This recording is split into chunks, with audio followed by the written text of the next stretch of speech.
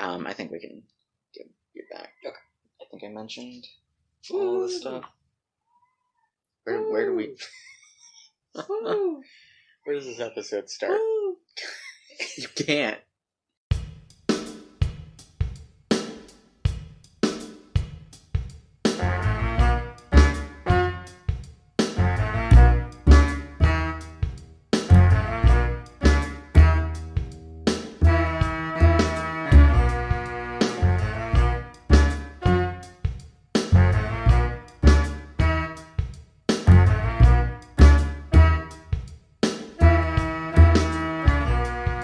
Hello, and welcome to Late to School, an anime watchcast. I'm Lorena. And I'm Zach.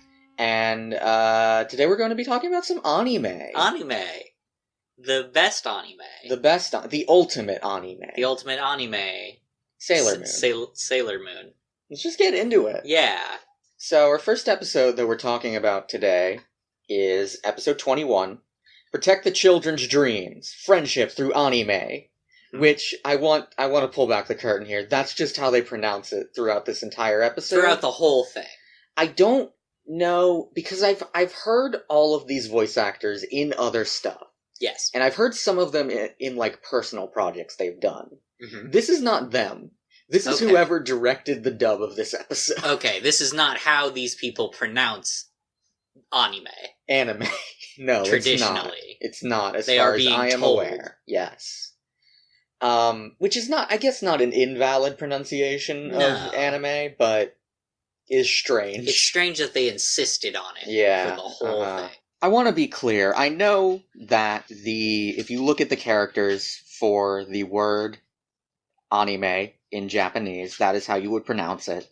But in English, it's anime, and it's like if you made a show set in France and you forced all of your American voice actors to say croissant, like, you know? This episode was directed by Kunihiko Ikehara and written by Katsuya Sumisawa. Mm-hmm. It first aired August 8th, 1992 in Japan, and October 3rd, 1995 in English. Worth noting, Ikehara, director of Utena. So, maybe think about some parallels in this episode. That does explain a lot. I want to say, I know we talk about Utena a lot in this show, for a show that's about Sailor Moon, and... It's the only other anime I have a reference point for. Maybe it's fair to just assume everyone's seen Utena, but if not, I apologize. Yeah, we can... We can't, I'm not going to.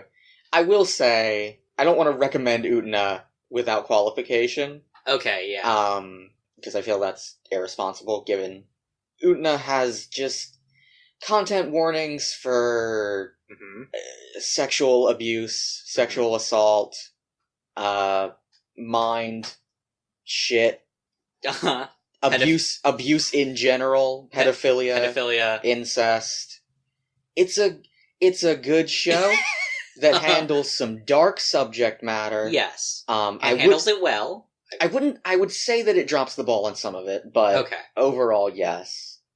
Anyway, back to Sailor Moon. Also, the relevant thing for this episode is that it's gay as fuck. It is gay as fuck, yes. Yeah, absolutely. And this episode is gay as fuck. Uh-huh. There's another thing that's an Utena parallel that we'll get to when we get to it. Okay. Yeah, for now, though, this episode... Of Sailor Moon starts with Sailor V. Yes. There's a Sailor V movie being made. A Sailor V anime movie. An anime movie. There's a lot of shit about this basic premise that is... Yeah. Like, I get... Sailor V. Sailor V is a complicated and interesting subject. There are some other interesting things about this particular... We'll get to that. Yeah, we will. There's some interesting stuff you might not know about. Okay.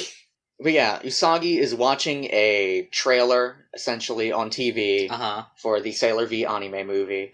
And she's both very excited and very jealous that Sailor V is getting a movie and she isn't. Yes. As a reminder... Mm-hmm. Just because I'm not over this, Sailor V is a real person. Sailor V is a real person that She is a real superhero. Mm-hmm. Yes. This is like if, like, Robert Downey Jr. Iron Man got a movie deal Mm-hmm. to make an Iron Man movie in the Iron Man movies. Yes, absolutely.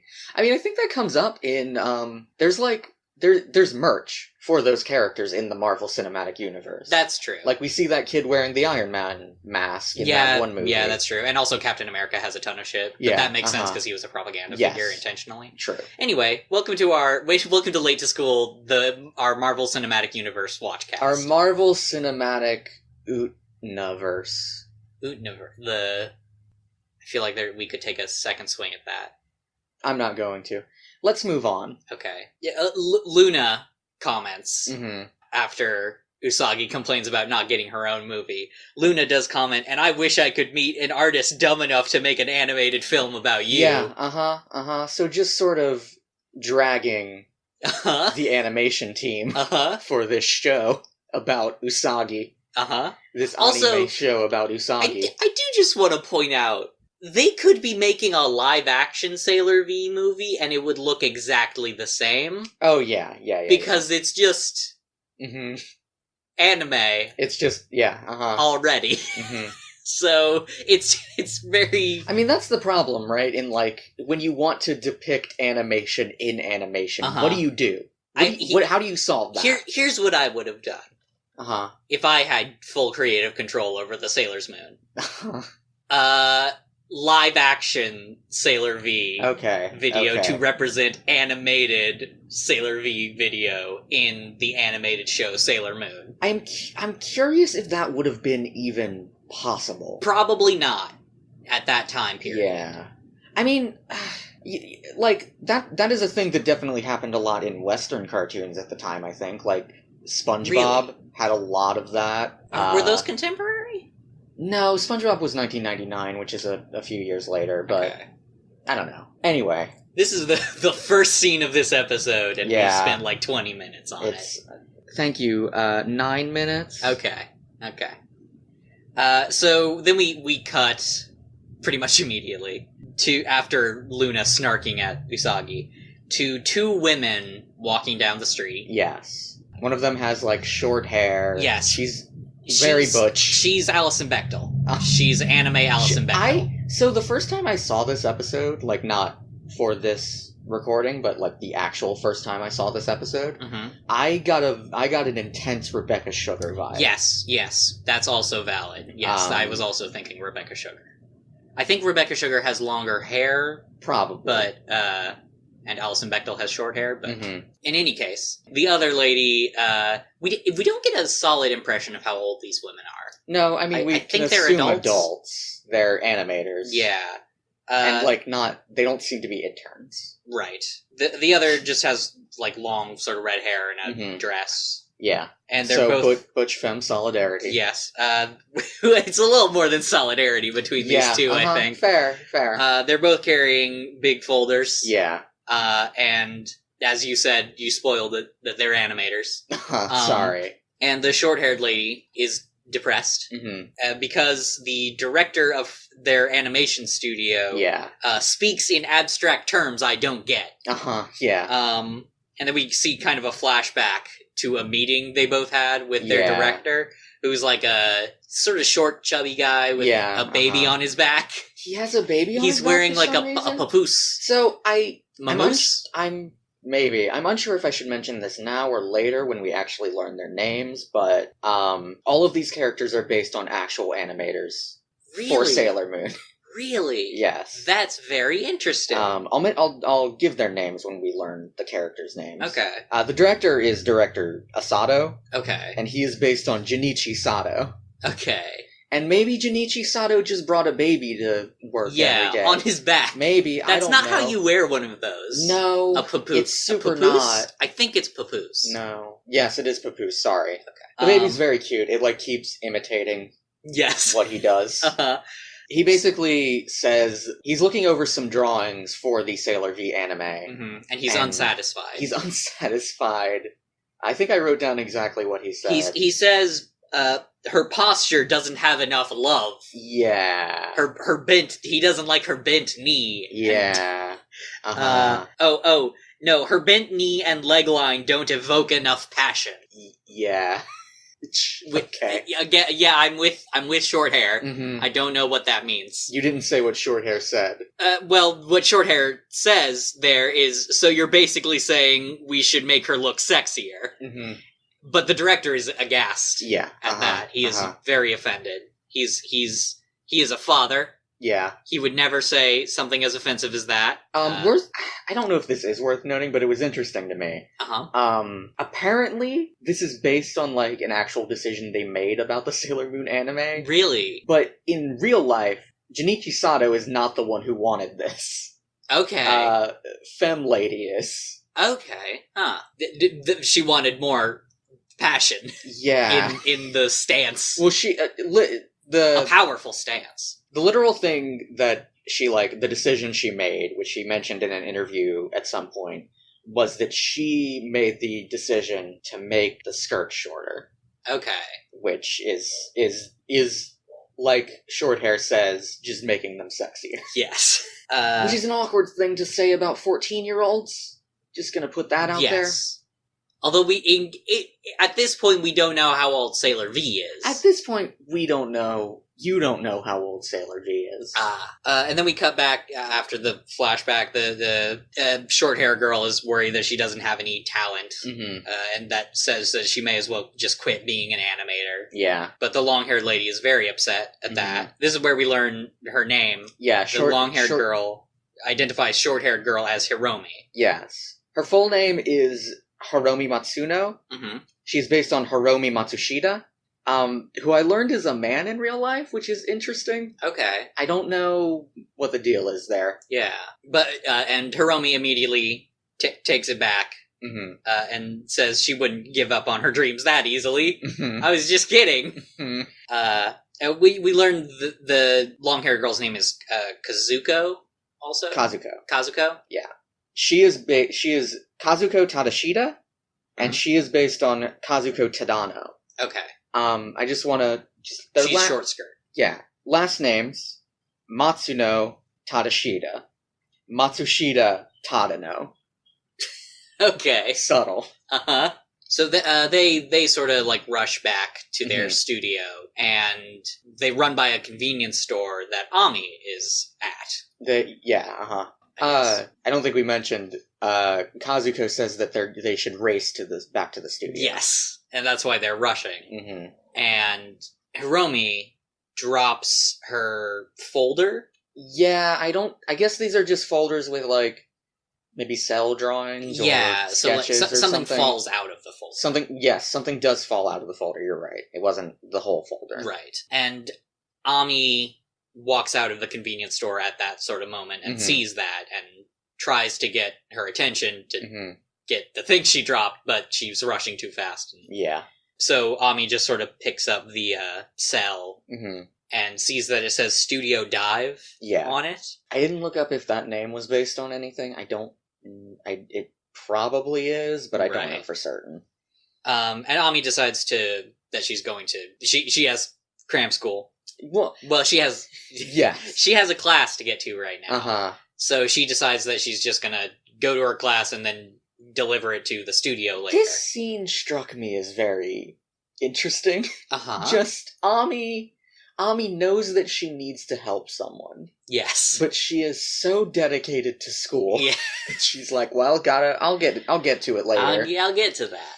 Which is just, Can't miss class. Yeah. Can't miss class. Can't miss class. And then we see the Haunted Mansion. We cut to the Haunted Mansion. Uh-huh.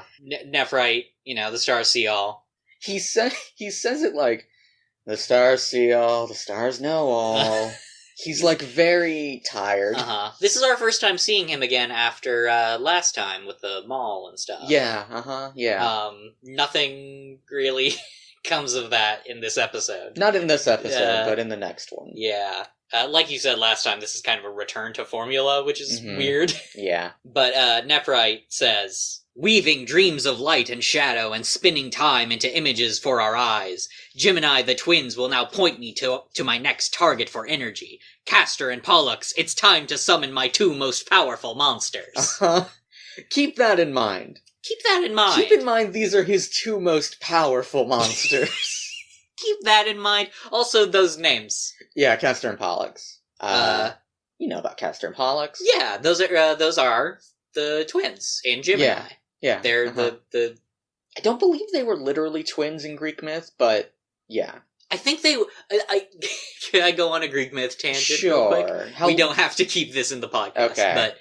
But Castor and Pollux have the same mom. Okay. And they were born at the same time. Okay. But they were both conceived by 2 different men. Which strange. Is not how that works. That's definitely not how that ever works.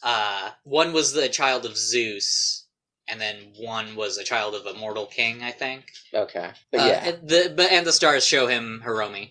Yeah, surprise, obviously. Surprise. Then we see Kazuko shopping in a 7-Eleven. It's definitely a 7-Eleven. It's very clearly a 7-Eleven. We see the sign. I also noticed that. 7-Eleven. Yeah. She's looking for something for Hiromi. Yeah. I noticed you say here in your notes, they are definitely dating. Which, yes, that is absolutely the case. She says specifically, I think, like, what did Hiromi want? Oh, right, fried noodles. Mm-hmm. That'll make her really happy. Or something to that effect. Yeah. They are extremely dating. Mm-hmm. Also, Hiromi is not a straight, for sure. Definitely not. Ami passes by the 7-Eleven. Yeah. Looking... Coincidentally? Yeah, completely coincidentally, which doesn't have any relevance. Yeah. She doesn't go into the 7-Eleven. No. She's looking for the studio, though. Right, she's looking for Studio dive. That's why Kazuko is there. Yeah, probably. Because it's, like, close by. Yeah. And she sees a car. Yeah. She hears the thrum of the engine. Yeah, That's a Newton reference, for the record. We've said it before. I know, but I don't know if we've ever clarified that it is a Newton reference. Okay. A red... sports car. A red sport. We know this car. Yeah. This is Nephrite's car. Nephrite's car passes by her. We get the, like, slow down shot of her turning and him turning and them both, like, locking eyes as he passes by. It's like a high-speed version of that scene with Mamoru in the museum. Yeah. And he passes by in his car and just speeds away. And Ami is just like, that's Masato Sanjuin! He's Nephrite! Which is a very funny way to say it. Mm-hmm. And then we cut to Hiromi storyboarding. Yeah. Doing some drawings. Yeah. And she gets frustrated and tears up her work. Yeah. Mood.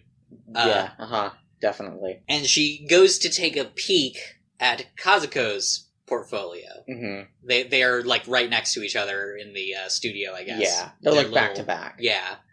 And is dismayed that Kazuko's work is extremely good and looks identical to her drawings pretty much. Yeah, they don't do...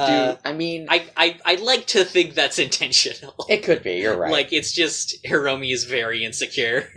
She gets jealous. Yes, she's jealous that Kazuko can depict Sailor V's passion and love. And she goes back to her desk and is like, well, I guess I'll have to use this. And she pulls out a pencil case. My secret weapon. And we get a flashback. Yes. An extremely gay flashback. Yeah. We see Kazuko and Hiromi. They're in school uniforms. They're in school uniforms? This is why I wasn't sure how old they were. Because they don't look that different from their They have different hair. They have different hair, which is probably a signifier. But they also mention in this flashback their animation job next year. So, I wasn't sure, I think they're in high school in this flashback. They're wearing sailor uniforms, which I was led to believe are typically middle school uniforms, but I guess it's not impossible that those could be uniforms for high school. Yeah, okay.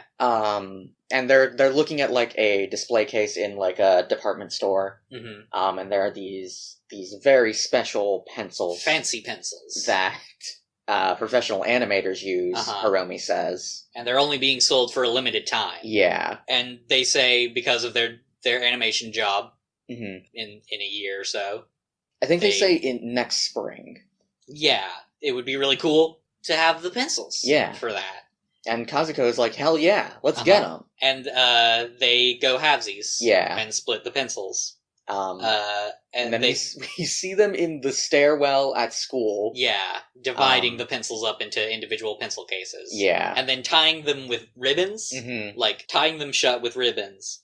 And Kazuko says, now we'll have something special to connect us while we do our work. Mm-hmm. We'll use these pencils only for special occasions. Mm-hmm.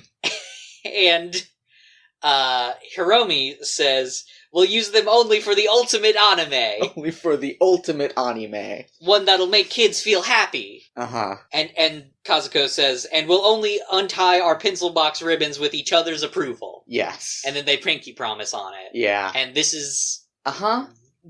There is no heterosexual explanation for nope, this. There's really not. Now we'll have something special to connect us while we do our work. Uh-huh. Uh-huh. Yep. Just gals being pals. Just gals being pals. And then we cut back, and Hiromi opens up the box. Yeah. And reveals that she has used most of her pencils. This is not the opening of the box is not new for her. No. Which is a nice little twist. I was like, oh, this is going to be, okay, they're setting up. She's going to open the box and feel bad about it later. But no, she's already, she has one almost gone pencil. Yes, that is all she has left of, 10 or 15 pencils. Uh-huh. And Hiromi is worried that soon Kazuko is going to leave her in the dust. Yeah, basically. With how good her art is. And then Nephrite's here. Nephryte's just here. I guess this building doesn't have great security. Yeah. Maybe he teleported. He can probably do that. He's a magic man from the Dark Kingdom. He's one of the 4 heavenly kings. We've seen Jadeite teleport. We've definitely seen Zoisite. We've seen Zoisite teleport. Zoisite, that's his signature move. Uh-huh. Although Nephrite prefers flight, I think. And cars. He does, yeah. Nephrite's so fucking him. He's so him. I love him. He's just... You can teleport. Uh-huh. Gotta have a car. But Hiromi is rightly like, hey, what the fuck who are you? What are you doing here?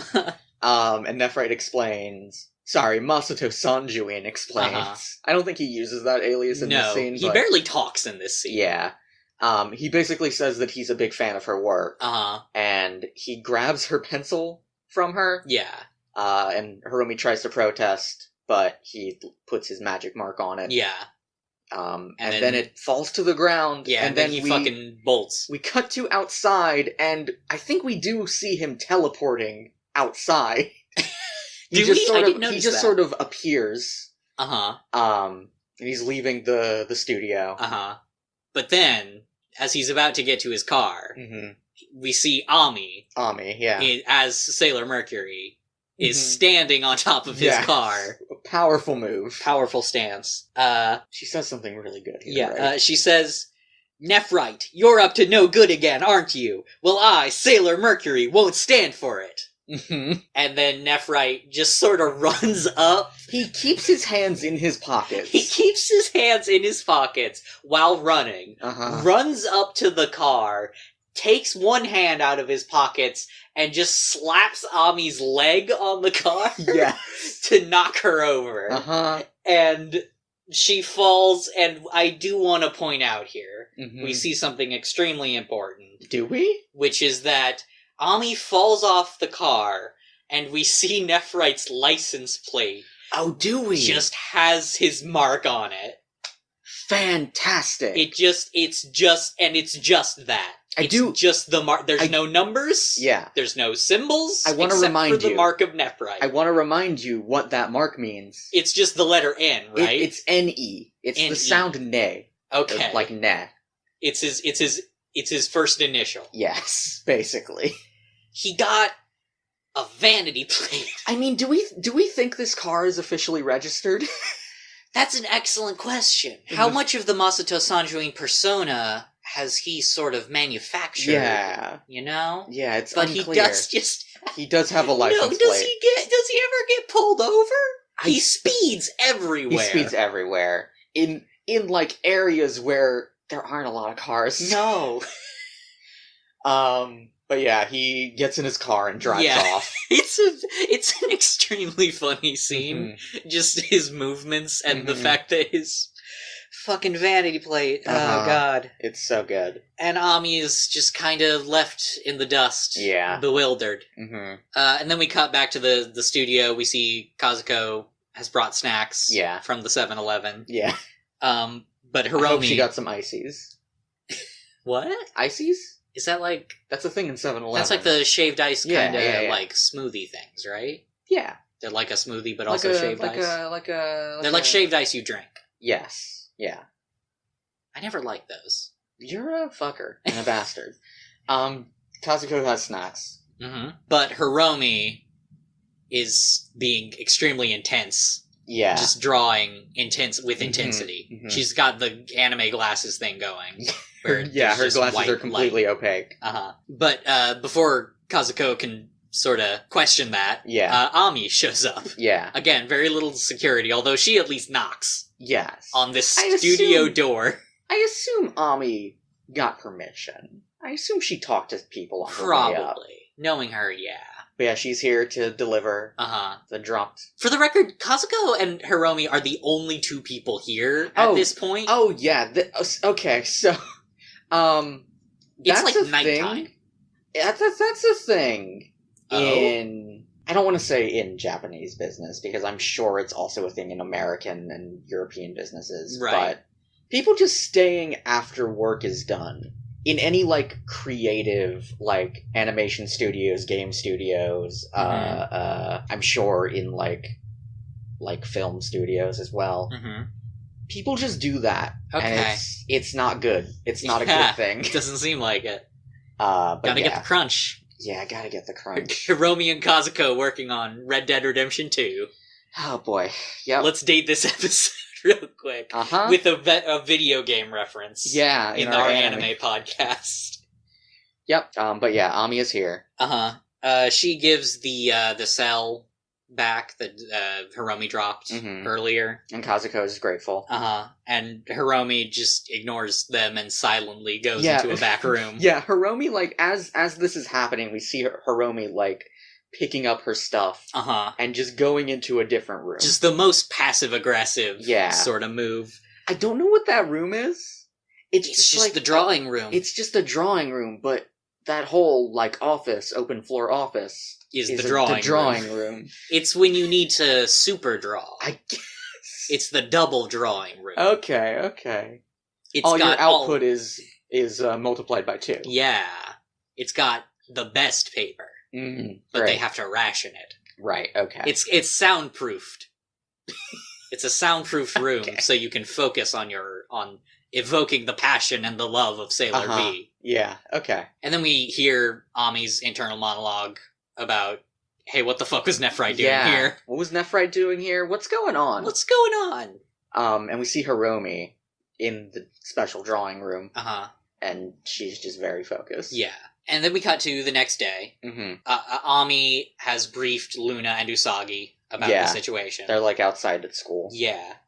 About Nephrite's movements. Luna chastises Ami for going alone. Yeah. And fighting him alone, specifically, like, fighting Nephrite.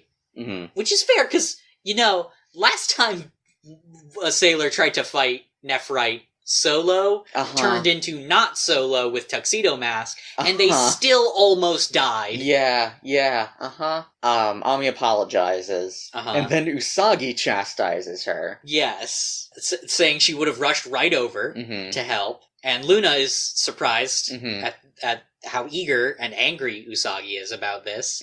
But Usagi just wanted to go because she knows that's the studio where they're making the Sailor V anime. Yeah, sorry, anime. Right, and she says, I could have gotten a hold of one of their cell drawings as a souvenir.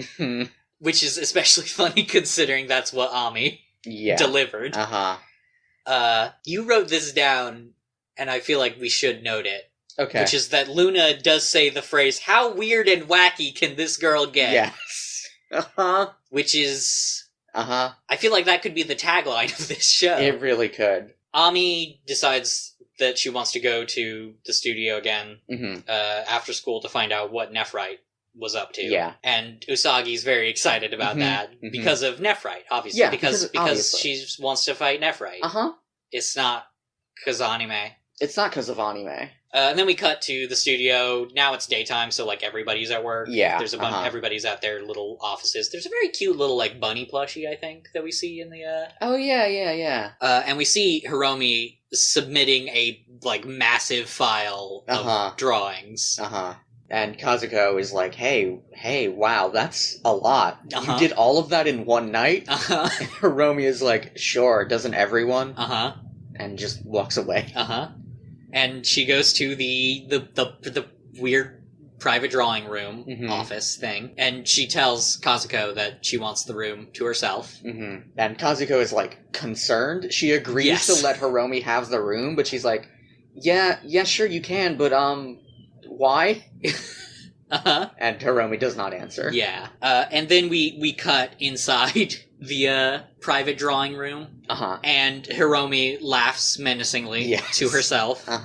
And says, "You can't outdo me now, Kazuko. Not as long as I have this pencil." And then the pencil fucking regenerates. Yeah. It grows longer than it seems like it would have been originally. Probably, yeah. And because as we saw earlier, it was shortened down to a stub. Right, yes. But now it's magic.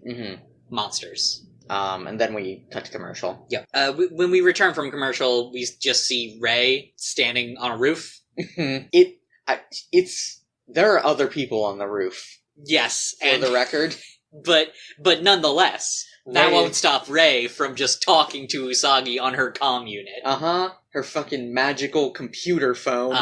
And Ray is sort of incredulous. Yeah. That Usagi would ask her to go to an animation studio. Yeah. That's for kids. That's for babies. Anime is for babies. Yeah. Which, you know, that's fair. I've been saying that my whole life, Ray. God damn it. I've catfished you into... I can't believe your heel turn right now. into letting me insult anime on our anime podcast. Also, you noted down here, when Usagi talks on the communicator, it displays little rabbits that indicate how loud she's being. Yes. And Usagi, this is a bizarre conversation for these two to be having for a variety of reasons. But Ray, I assume they told Ray that they saw Nephrite. They must have. There. They must have. But Ray is just like, why would you want to go to an animation studio? That's for babies. Yeah. And then Usagi is just like, okay, fine, we'll just go without you. Yeah. And it's like, both of you get some perspective on this situation, maybe. And then we have, like, a time jump, I guess. Yeah. It's unclear. I guess. Usagi, Ami, and Luna are leaving the school. Ami is saying they need to hurry. Yeah. Because they have apparently stayed late because Usagi had to work on homework. Well, someone had to work late on homework. Someone did. Who could say? That, to be fair, now that you say that, it would make more sense for it to be Ami. Yeah, that's fair. Because she does the homework. I think the reaction we see from Usagi indicates that it is her, but... Yes. It's not like her, Ami wouldn't. No.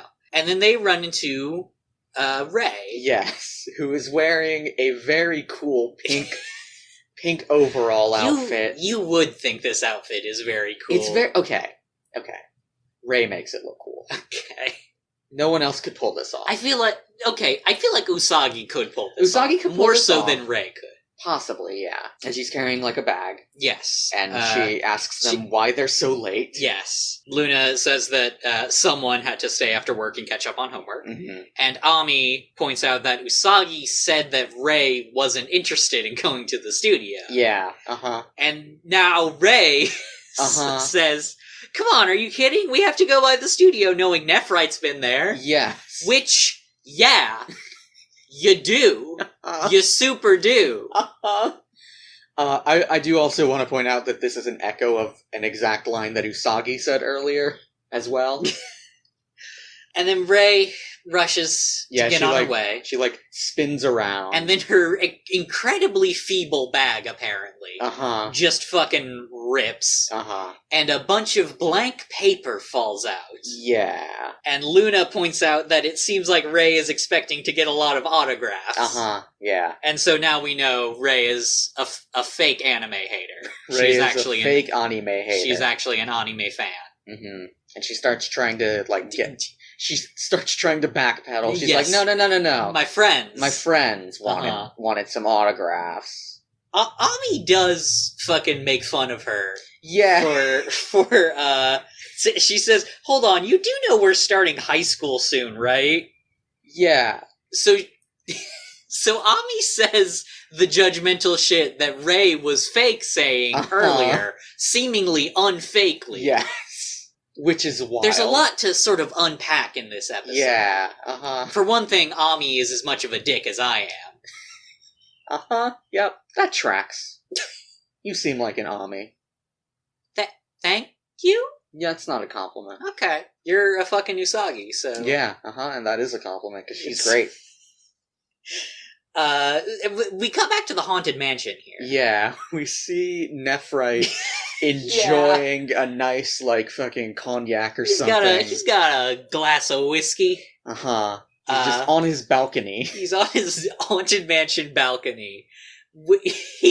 He is taking so much more advantage of being on Earth than Jadeite ever did. Yeah. He's just chilling out. Yeah, he's having himself a drink, and Zoisite shows up to fucking appears. Crash his mood. She says, shouldn't you be working? And Nephrite's like, nah.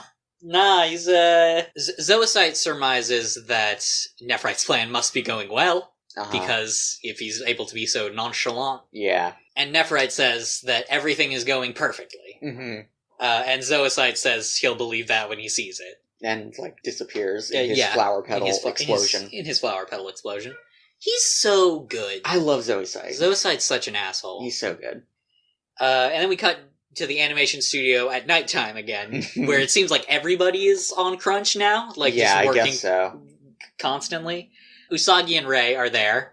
The whole crew is there. The whole crew is there. They are fangirling over a drawing of Sailor V. Yeah, and then we fade out from them to Ami talking about plot shit, but you can hear the conversation Usagi and Rei are having with each other. Yes. They basically argue. Usagi points out, don't I look so much like Sailor V? And Rei is like, what? No. And they just argue about it. Ami is talking to Kazuko, yes, actually, and asking if she's noticed anything weird at the studio lately. Yeah. You know what I have realized?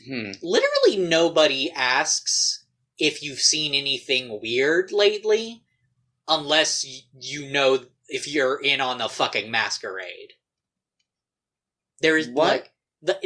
If you aren't some kind of superhero or paranormal investigator or something, you don't ask people, have you seen anything weird lately? I guess that's fair. You never see, normal detectives ask that. You don't go investigating a murder and say, hey, you seen anything weird lately? Yeah. You ask them, hey, when's the last time you saw this dead person? Yeah.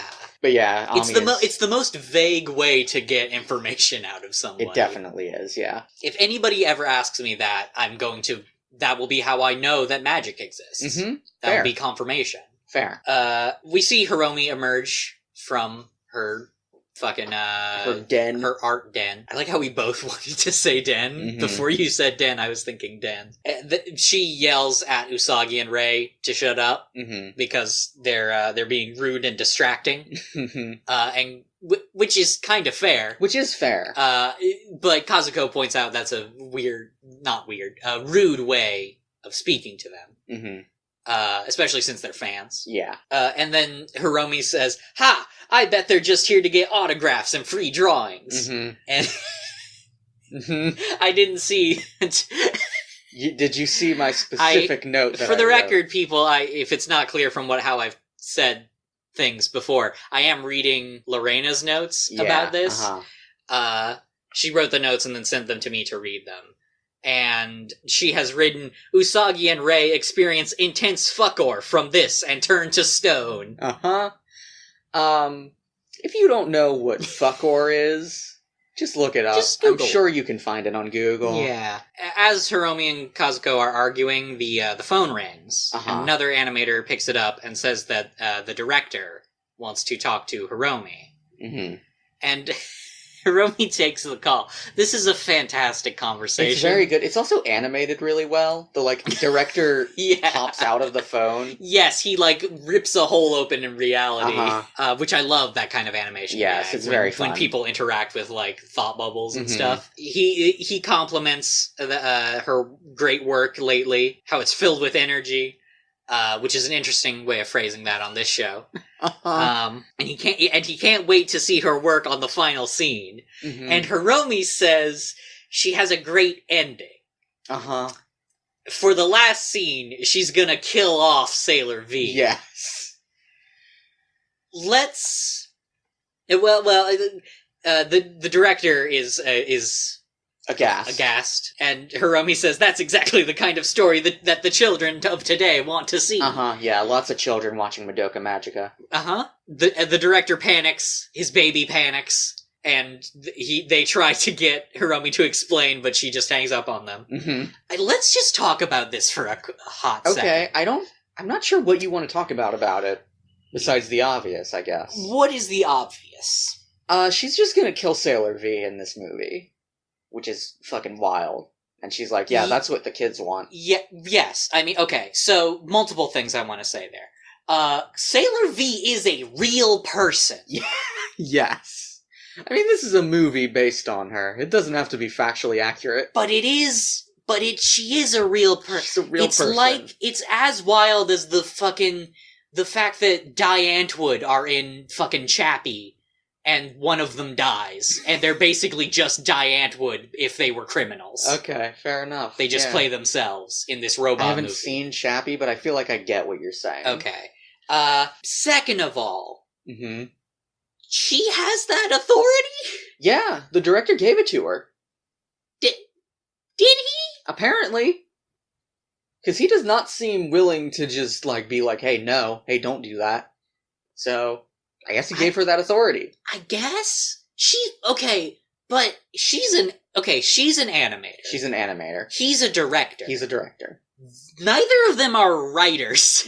Well, I mean, it's... As far as we know. As far as we know, I don't know how animation works. Sure. Because, storyboard animation in, Western cartoons is... writing and drawing. Okay. So if they're storyboarders, then they could be storyboarders. They would be writing. Yes. So she's just kind of lead storyboarder. It's possible, yes. Okay. I guess, okay. Sailor V is Sailor V is a real person. I haven't seen Being John Malkovich. It seems bad. But I don't think John Malkovich dies in it. Maybe not. Who knows? I haven't seen it either. Also, what kind of contract did Sailor V sign with this studio when she was like, hey, yeah, you can make a movie about me? Fucking the Sailor V mythos is fascinating. It's really interesting. Kazuko is upset. She's, horrified. Yes. Because Hiromi wants to kill off the main character of this anime movie for the children. For the children.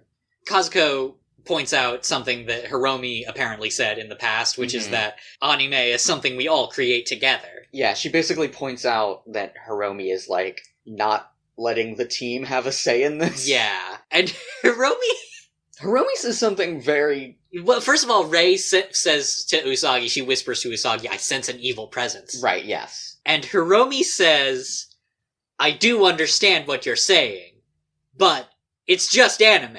Teamwork is dead. Which is a lot. It's a lot to take in. There's several things to unpack there, and I feel like we don't have time. We don't have time, on this program. But yeah, it's a lot. Hiromi leaves. Yeah, she, storms out. Kazuko goes after her. Mm-hmm. And then the sailors and Luna also chase after her. They sort of chase after her into the street. Yeah. And she's just gone. She's just gone. Usagi, like, turns around and spots her on the roof of the building. She has climbed up on the roof for reasons... unclear. They follow her up on the roof, and she's fucking glowing. She's just glowing with energy, I guess. With energy. With bright white energy. Her energy is at its peak. Yeah, we do hear Nephrite say, like, God, did I write down exactly what he says? Because the specific phrasing is so good and powerful. Yes, you did. What is it? Well, we'll get to that. Oh, does that not Yeah, there's yet? a little more. Oh, okay, you keep going then. Hiromi starts talking about how Kazuko thinks she's better than her, and Kazuko tries to explain that she doesn't. Yeah. But Hiromi, no, she's too monster struck. Uh-huh. Monster struck would be a good name for something. Yeah. Mm-hmm. TM. Mm-hmm. This is my sequel to Toonstruck. No. No? That's a bad game. It is, yeah. Hiromi says, all I need is this pencil. Mm-hmm. And she has the pencil. And she, like, fucking thrusts it into the sky. Uh-huh. She's fucking He-Man. Yeah. With this pencil right now. Kazuko recognizes the pencil. It starts glowing. Uh-huh. It's got like curved stripes on it, and they start like spinning. Mm-hmm. And then Nephrite. Yeah. Nephrite says, energy level peak. Castor, Pollux, do it. And there's a very flashy animation sequence. Yes. Where the pencil, like, starts tendrils coming off of it. Yes. From, like... This is not how we've seen any of these other object monsters be summoned. No. Like, this is not like a shadow effect. This is something new. Yeah. The pencil, like, unfurls, essentially. Yes. And starts wrapping around Hiromi. Uh-huh. Kazuko just fucking faints. Yeah. Which, again... I mean, listen, a monster didn't knock her out this time. You did say I did say that. You wanted it to not be a monster. Let me amend that to convenient unconsciousness. Mm-hmm. That's fair. Like, wouldn't you pass out if you saw this, though? These are like one-off characters. Remember fucking Yosuke? Uh-huh. Nope, that's not his name. No? Yusuke. I think it's Yusuke. Was it Yusuke? Yusuke Amade. Okay. He just knows that Sailor Moon is Sailor Moon. Yeah, he does. He just knows that Usagi. Like, why can't these are just fucking one-off characters? Well, Yusuke was also a one-off character. Yeah, that's what I'm saying. Yeah. Why not let them know? Yeah, I don't know. Who knows? Give a thing about, like, oh, we're gonna incorporate some of this into the anime. Moon secrets. Fucking moon secrets. Whatever. Kazuko gets knocked out. Uh-huh. By herself. By sheer what the fuckery. Yes. And then the monsters appear. Mm-hmm. They manifest. Hiromi is also knocked out, obviously, by the monsters draining her energy. And we see the monsters. Uh-huh.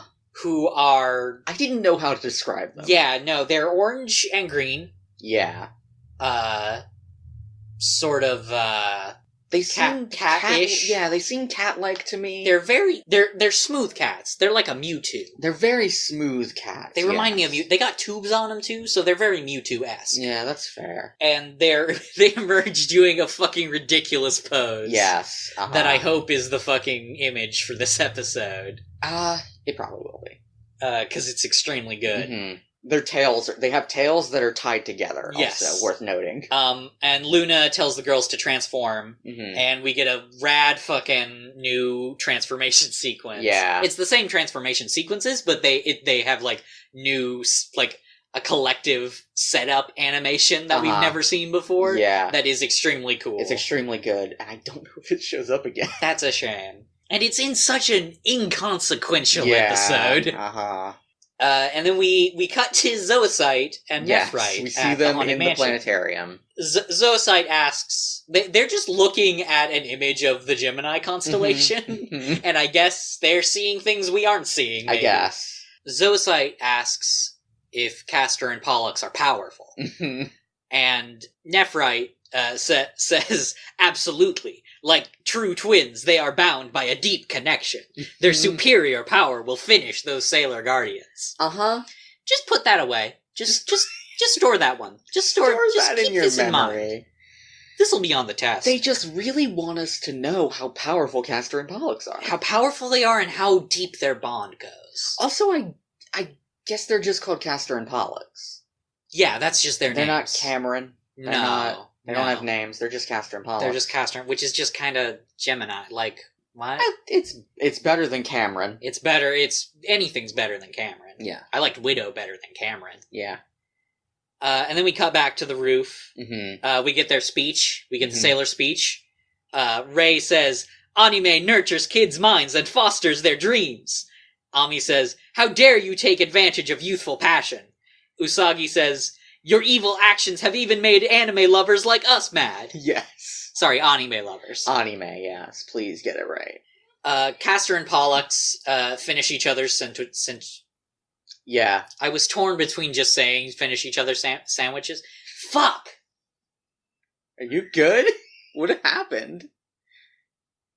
I'm a broken shell of references to movies I haven't even seen is what happened. Wait, what happened? I don't understand. Finish each other's sandwiches. Was that not intentional? No.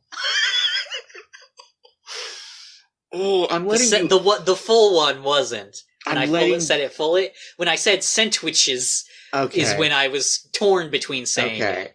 But when I said I wanted to say sentences, I said sandwiches. I'm definitely letting you edit this episode so you can decide how much of that to keep in. Oh, all. Okay, great. Shame me publicly. I'm fine with that.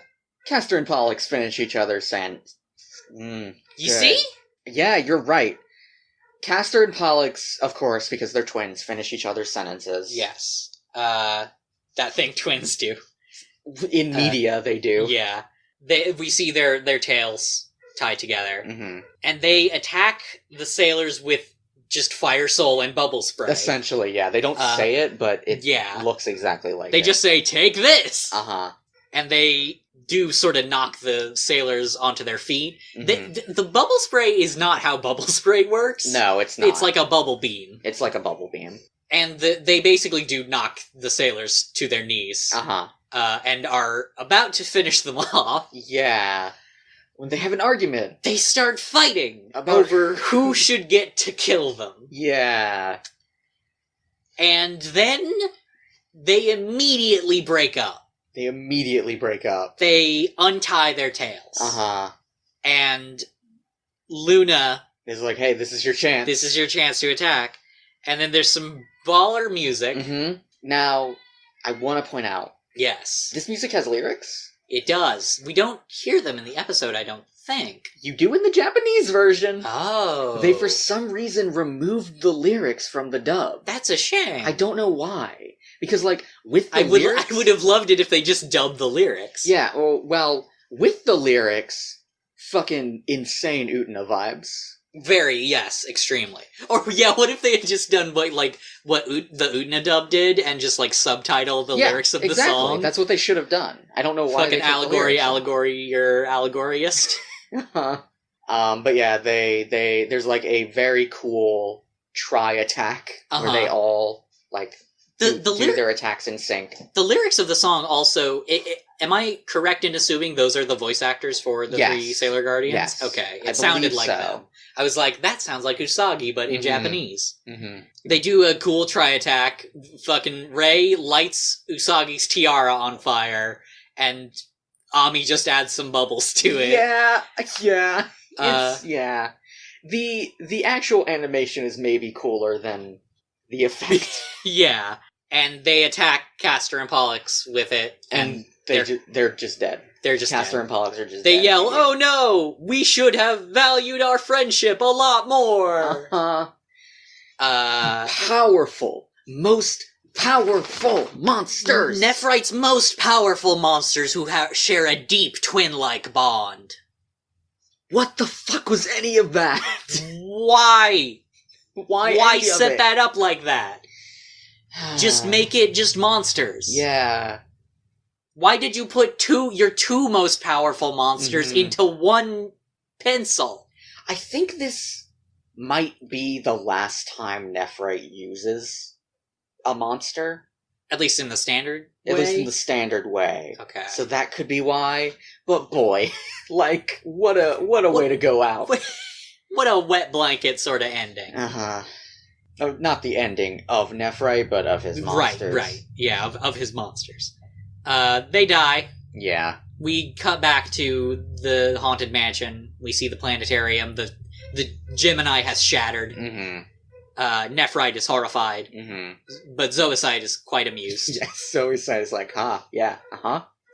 And Nephrite says, "It seems I underestimated those Sailor Guardians." Did you, dog, or did you overestimate Castor and Pollux? I think he might have overestimated Castor and Pollux. Who were fairly powerful for like 5 seconds before they started arguing about who should get to kill the persons they're trying to kill. Like, okay. What the fuck? We can't harp on this forever, but it is wild. This is a good episode. It is a good episode. I like it a lot. We cut to the animation studio. Mm-hmm. Hiromi and Kazuko have recovered. Mm-hmm. Kazuko tells Hiromi to cheer up. Mm-hmm. And this is where Hiromi confesses to using the pencils. Uh-huh. And then Kazuko is like, in a fucking Gift of the Magi style. Oh, you sweet baby. Uh-huh.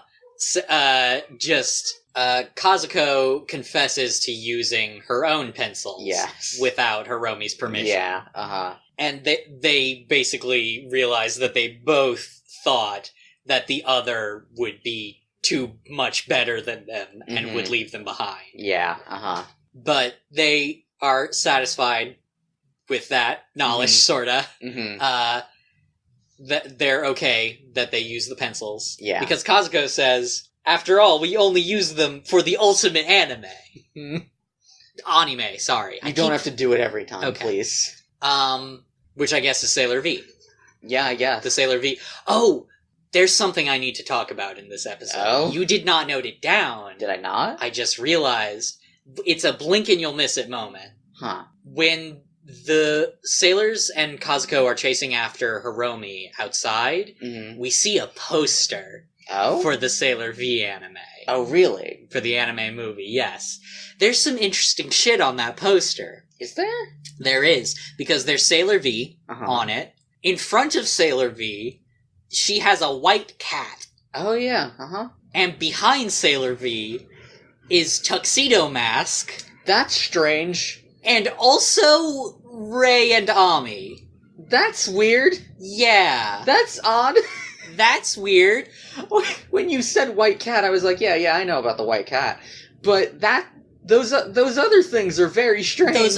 Tuxedo Mask is in the top corner. Tuxedo Mask, I'm gonna say, not in the Sailor V manga. Okay. Ray and Ami, not in the Sailor V manga. I know there's a white cat on the show, on this show at some point. I guess, Tuxedo Mask has merch. Yeah. Canonically has merchandise. Although so does Queen Beryl, but Ray and Ami. Sailor Mercury and Sailor Mars are on this poster. Uh-huh. I didn't even, I was like, is that, or do they just have the same color scheme? But no, like, the one with the blue skirt has, like, Ami's boots and everything. Okay. Weird. Yeah. Very strange. Anyway. Yeah. Hiromi and I assume that is based on a poster for the Sailor Moon anime. Probably, if I had to guess. And Hiromi and Kazuko fully make up. Mm-hmm. And they promise to keep drawing children's dreams and working to make them come true. Mm-hmm. And then we, pan out of the studio. Uh-huh. We see the sailors. Yeah. The sailors are there, and we see Luna. Mm-hmm. Luna says that she really wants to see the Sailor V anime now. Uh-huh. And then we pan out of the studio, and we we pan to the sky, and we see, a faint Mufasa face of the Pinky Promise. Yes, we see that there are two hands entwined in Pinky Promise, which is the gayest. It's very gay. Mm-hmm. Yeah, no, it's pretty. Yeah, uh-huh. And that's the end of the episode. Yeah. I do wonder how the actual animators, these characters were based on felt about how gay their characters were in this. Especially because one of them is a man. Right. I wonder if those two animators are also together. That could be possible, yeah. I don't want to speculate, though. Right. Anyway, yeah, that's that episode. I want to say, I don't think this is really a spoiler, and I don't know that I'll get an opportunity to mention it later. This is the last episode where the Dark Kingdom try to drain energy from someone. Really? Yes. Like, really? Yes. Okay. Yeah. Flat out, okay. Interesting. Yeah. Okay, that puts some bits of the next episode into a new context for me. This next episode... Yeah, so this next episode... Is eventful. We're already at an hour 10, and there's a lot to talk about in this next episode. Next is episode 22. Romance Under the Moon. Usagi's First Kiss. This episode was directed by Yuichi Endo and written by Tsukihiro Tomita. It first aired August 15th, 1992 in Japan, and October 4th, 1995 in English. Juban is under martial law. Yeah. Usagi is late for school once again. Late to school. Yeah, And there are a bunch of cops out. Yes. There's just a bunch of cops all around slowing Juban. Down traffic. There's like a checkpoint. Yeah, Usagi wonders if maybe something important is happening. You know, I learned the word checkpoint from video games. Fair. I think most people in our generation learned it from video games. Probably. Is that all? Is that the end of that? That's it. Listen, they can't all be winners. Naru passes by. Yeah. Usagi, and Naru seems kind of depressed. Yeah. I guess she's out of the hospital now. Yeah. But yeah, we're finally back. Welcome to the actual arc again, folks. We've seen monsters in anime, and now we're back to Naru and her the bullshit she has to put up with. Usagi asks her if she's okay. And Naru just fucking disassociates. Yeah. The animation on this is very weird. She goes red. The screen goes blood red. It's very strange. And she flashes back to Mr. Sanjuin. Mr. Sanjuin telling her that she's the cutest girl in school. And also Tuxedo Mask / Mr. Sanjuin / Nephrite yelling at her and saying that she must be Sailor Moon. And she thinks to herself, I'm just so confused. I can't tell if Mr. Sanjuin likes me or not. Got some heavy mixed signals she's dealing with. Yeah. Poor fucking Naru. I feel so bad for Naru. Naru puts up with so much shit in this episode, and it seems like in the next episode. Yep. Oh, she'll continue to for a while. Poor Molly.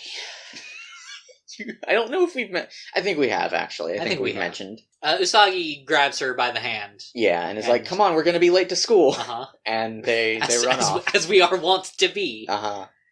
They arrive to class just in the nick of time. And then Melvin's here. To info dump. We have some things to talk about Melvin later on in this episode, but we'll get there. Oh, yeah, we kind of do, I guess. We'll get there. But right now, he's just an exposition fairy. He's just here to tell us about the princess from the Kingdom of Diamonds. Is arriving in Japan. Yep. Juban. I think he does say Japan, you're right. In the Juban. In the Juban district. I don't think he says that, though. Apparently, most of the world's gemstones just come from the Kingdom of Diamonds. Yeah. You know. Let's not think about that too much. This is Japan. This is the real Juban district. Getting a visit from the Kingdom of Diamonds. The Kingdom of Diamonds. They couldn't even think of a fake name. Nope. They do later for a different thing. But there's going to be a big reception at the embassy for the Kingdom of Diamonds. Yes. You know, that place in Japan. The embassy, yeah. The embassy for the Kingdom of Diamonds. Yep. Again, eventful episode. We have so much to talk about. Usagi realizes that explains, the checkpoints. That explains the checkpoints. The martial law. Apparently, Umino explains, there is... You know what's interesting?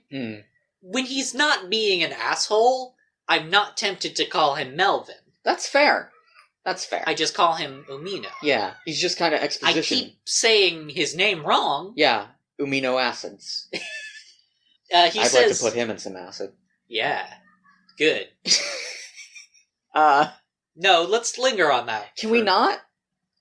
Umino explain. Umino. Mm-hmm. Umino explains that there is a secret treasure. Yes. That the royal family of the Kingdom of Diamonds has possessed for years. Does he say legendary secret treasure? Because they say legendary secret treasure a lot in this episode. They do say... I think he might say legendary secret treasure. Okay. That is going to be revealed for the first time. Yeah. Ever. At this thing, at this event, worn by the Princess of Princess Diamond. Princess Diamond, yeah. That's her name. That's her name? Her name is Princess Diamond. We can talk some more about her name later. Okay. At the end of the episode, essentially. Okay. I just want to say, I don't fucking understand jewelry culture. No. We're gonna reveal this diamond. We're gonna reveal this shiny rock. What is that? What do you mean? We've had this shiny rock for literally hundreds of years, and nobody has seen it. Which is literally the point of shiny rocks, is for people to see them. And now we're just gonna let some people see them. Now we're just gonna let some people We're holding a big party just so people can look at this shiny rock. Look at the shiny rock. Okay. It's the shiniest fucking rock, though. You gotta understand. You gotta understand. Naru says... Yeah, Naru is still dismayed, but Usagi is very eager. She's like, oh, I really wish I could go. And Naru is like, oh, I'll go. I'm going anyway, so I'll look at it and tell you about it. Because, she explained, when Usagi is aghast at this, again... Aghast is I don't know if aghast is the right word in this case exactly. Okay. She's surprised. Naru explains that since her family owns a jewelry store, I guess they got a special invitation. Yeah, I guess that happens. Because diamonds. What is this? I don't know. What is this world building? I don't know. I feel like this is a thing that does happen, but I still don't understand it. Not the Kingdom of Diamonds, but there are jewel reveal parties. Sure, yeah. And I'm pretty sure jewelry store owners get invited to them. Welcome to Sailor Moon's Ocean's 8. Yeah, I guess. Welcome to Usagi's 8. But, yeah, Naru is gonna go to the embassy reception. Usagi is jelly. And then we cut to Usagi's house, I believe, where Luna is on a table. Oh, yes, yeah, we see Luna just... on a table. Reading a newspaper. With her paws. Just kind of moving it with her paws. And she sees that it says that the Kingdom of Diamonds is bringing the legendary secret treasure. And she's like, hey. We gotta check this out. And then we cut to the Dark Kingdom. The Dark Kingdom, my favorite scene in the Dark Kingdom so far. There's a lot of good stuff in this Dark Kingdom scene. Yes, there's several great things here. Queen Beryl, it's clear that our trio here, Beryl, Nephrite, and Zoisite, know about the shit that's going on. They know about the Kingdom of Diamonds. Yes. Why aren't they called the Kingdom of Diamonds? There are reasons. Okay. They're not... I guess they do live in the dark. Yeah. Queen Beryl wonders, as does the audience, if the legendary secret treasure of the Kingdom of Diamonds could be the legendary silver crystal, with which to awaken the great ruler. Zoisite tells her that he'll look into it. Yeah, but Nephrite appears. Yeah, and he's like, "No need. There is..." Did I write down the exact quote for this exchange? So Zoisite gets mad because finding the legendary silver crystal is his job. And Nephrite responds, "I am responsible for all activities on Earth." Which implies some things, Mhm. and is also fucking wild. Yes. I think in the manga, each of the 4 Heavenly Kings of the Dark Kingdom was in charge of a specific continent. Okay. I think Nephrite was in charge of Europe. Okay, and then he got given... He got given given Japan when Jadeite got... Yeah, but I guess in the anime, he's just in charge of all of Earth. Okay. There's worlds other than Earth. Yeah. First of all. Yeah. People, certain heavenly kings at least, have jurisdiction over entire planets. Well, he has... I don't know that he's been named, like, governor of Earth or anything. Right. He is just in charge of the search. The activities. Or the activities on yes. Which would be the search for the Silver Crystal and also... yeah, but that also implies, because we know from earlier that Zoisite was looking for the legendary Silver Crystal. Yes. So was he looking elsewhere? I guess he was looking not on Earth. That's very strange. But Zoisite does respond like, that's a lot to cover. Yes. And they... but Queen Beryl agrees with Nephrite. Yeah. Which is unusual for her. She lets Nephrite do it, and she gives a speech about how, with the legendary Silver Crystal, they'll finally be able to restore the Great Ruler, and the Dark Kingdom will become the rightful rulers of this world. Yes. Which I guess refers to Earth. So, yeah. Again, Earth seems kind of important. Yeah. But one guy is responsible for all activities on it. There are a lot of people in the Dark Kingdom we've seen. I don't think there's that many planets. Yeah. But okay. Beryl... This is great. Beryl asks Nephrite to explain his plan, and Nephrite is like, no. No, please read the exact quote. It's very good. I prefer that you just watch rather than explain my entire agenda. And then he just goes. And then he just disappears. He just vanishes. Just fucking leaves. And Zoisite... remains. Zoisite, I would say, is aghast. Yeah, Zoisite is pretty aghast. He asks Beryl to explain what the fuck she's doing. Yes, because Zoisite makes a very good point here. Zoisite makes my point about Jadeite last time, which is that Nephrite has failed literally every task he has attempted. And Beryl's like, sure has. But now, this is his last fucking chance. Yeah. If he fucks up, fuck him. Heck him. He's up against the wall. Yeah. She says, I believe. And then there's a cut. There's a cut to a different area in the Dark Kingdom. In the Dark Kingdom. It's kind of like a throne? It's kind of like a throne, yeah. Which is weird. Which is... maybe they are the Heavenly Kings. Maybe they all have thrones. Yeah. But Zoisite is not on the throne. Zoisite is in the scene, but he is not sitting on the throne. No, there's a man with, like, long, sort of green-white hair. Yes. That Zoisite is... How would you describe the position that Zoisite is in? Zoisite is resting his head in this man's lap. Yes. He's, like, on his knees on the floor off of the chair, resting his head on his lap.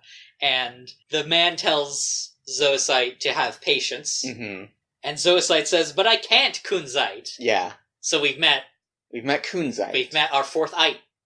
Our fourth what? Ite. Oh, Ite, yes. They all end in Ite. Yes, you're right. And Kunzite says that for now they should watch Nephrite and that they can get rid of him when it suits them to do so. So now we see sort of part of why Zoisite has been so anti-Nephrite. He is being influenced by this guy he is clearly fucking. Yep. I'm not even gonna be coy about this. They are. Yeah. They are canonically a couple. Okay. So there are a few things I want to point out before we move on to the next scene. Or not. There's a thing I want to point out and a thing I want to talk about. Okay. Kunzite is voiced by Patrick Seitz. Okay. Who is a fairly prolific voice actor. Okay. His like, I would say his most major anime roles are Endeavor in My Hero Academia, who is the number 2 hero. Okay. And Iragamagori in Kill la Kill. Okay. Neither shows I've seen. He is also Kanarua in Pillars of Eternity. Oh, okay. And he is Basilio in Fire Emblem Awakening. Okay. Laurent, Muriel's son in Fire Emblem Awakening. Okay. Basilio and Laurent have the same voice actor? Yes. He's also Ezekiel in Fire Emblem Echoes, Shadows of Valentia. Okay. Did I meet Ezekiel? I think you might have. Ezekiel is very easy to miss in that game, so you might not have. I think he might have been the one character I missed, which is a shame, because he's Kunzite. Yeah. Also, though, let me tell you about, Zoiside's voice actor in the original dub, which will reveal an interesting thing about Zoiside in that dub. Uh-huh. Zoiside is voiced by, Kirsten Bishop, who is a woman. Okay. Zoiside is a woman in the Deke dub. Oh! Yeah, so Zoiside is gay, and the Deke dub was like, can't have that. Interesting. Uh-huh. Deke dub bad. Yes, very bad. Interesting. Yeah. I didn't want to mention this when Zoiside first showed up, because I felt like it wasn't, like, it wouldn't have as much impact if we did not know about Kunzite. Yes. Wow. Yeah, uh-huh. That's like, I know they... You know about the cousins. I know about the cousins. Girls and cousins, too. Later on in the show. Jupiter and Venus, I think? Nope. Jupiter... Definitely not. Jupiter's not involved. She's not? Uranus and Neptune. Oh, I super thought Jupiter was gay. No. Well, we'll talk about that later. Okay. But, I didn't know... I would have expected them to keep that just because of, like, queer coding villains. Yeah, like, that's fine, whatever. So, we'll see Zoisite and Kunzite's relationship is very obvious and explicit. Okay. Not, so not beyond, explicit, but, like... Beyond queer coding. There's a lot of my love happening. It's not coding, it's just there. It's just there. Okay. They are a couple, canonically and obviously, and... Yeah. I'm curious... Yeah. Uh-huh. I'm curious. Yeah. But that's not... we can talk about that in more detail at a later date. We'll burn that bridge when we cross it. We cut to the Hikawa Shrine. Mm-hmm. Phobos and Deimos are on top of it, I noticed. Yeah. It's cawing. Love them. They're good. Haven't seen enough of them. Yeah. Luna is explaining to the Guardians that it's possible that Princess Diamond... Mm-hmm. Y'all. This is another Cameron for you, I guess. Her name is Princess Diamond. Her name is Princess Diamond. Because she's from the Kingdom of Diamonds. Yes. Again, we could talk some more about her name later. Okay. It might be the Moon Princess. Yeah. Luna thinks she might be the Moon Princess. Yeah. Usagi's skeptical of this. But Ami says that they should at least look into it. Yeah. Usagi doesn't know how they're going to get past the bodyguards or into the reception without invitations. And then Rei gets mad at Usagi. Yeah, for, quote, whining. Yes. Her voice is, I'll say, her voice is a little whiny. Yes, but she raises good points. She raises good points. Can I just say, I feel like I'm becoming Luna. Because... I do think that's kind of intentional. Okay. I think Luna is often meant to be the character to voice the audience's thoughts. Okay. Because I am so sick of these children. I love them with all my heart. But Rei, get your head out of your own ass. Usagi, just stop. Ami, do better. Fair enough. Just, God. These two especially, though, Rei and Usagi's arguments, are slowly becoming less charming. That's fair. They are becoming increasingly frustrating. Thankfully, we will be getting some new characters to add more character dynamics. Okay. Relatively soon. Good. I think it's just a problem of we only have these three. Right. And Usagi and Rei's relationship is what it is. Yes. And it overtakes, like, Usagi and Ami's relationship pretty much completely because Rei is loud. Yeah. And Usagi is also loud. And Ami is Ami and isn't, like... has on occasion been able to be, but is not usually willing to confront. Yeah. And they say maybe at least we'll be able to tell if Princess Diamond is the princess we're trying to find by looking at her. Yeah. Which is a weird thing to say at least about. Yes. That seems like the best possible option. Yes. And also, still how, though? Because Luna doesn't know what she looks like. Maybe she gives off an energy aura or something. Maybe she gives, yeah. Gotta love that energy. Love that energy. On their way home, we don't have to talk about energy anymore after this episode. I didn't say that. Okay. That's the last time the Dark Kingdom tries to steal energy. Yeah, that's what I said. Okay. Yeah, the Sailor Guardians are going to start stealing energy. Wait, what? Luna and Usagi are walking home. Yes. Luna brings up something that isn't really touched upon again in this episode. Yeah. She basically tells Usagi that she feels like she's out of the loop. Yes. And that she should be involved more in the mission. Uh-huh. Which is fair.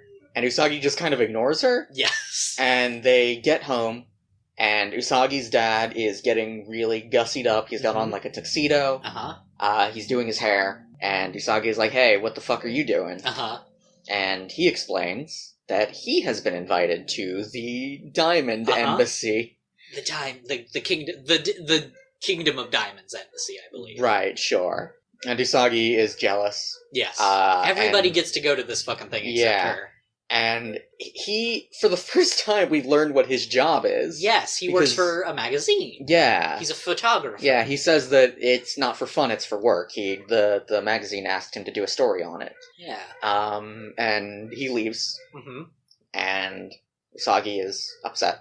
Yep. But she is determined to get into the embassy. Yes. And she comes up with a plan. Mm-hmm. She comes up with a extremely obvious plan. An extremely obvious... That they all should have thought about when they were uh-huh. talking about how to get into the embassy, which is that she immediately does this. Mm-hmm. Luna asks what her plan is, and Usagi is just like, nope, just gonna do it. Mm-hmm. And pulls out her transformation pen. Right. And tells it to turn her into a beautiful princess. Uh-huh.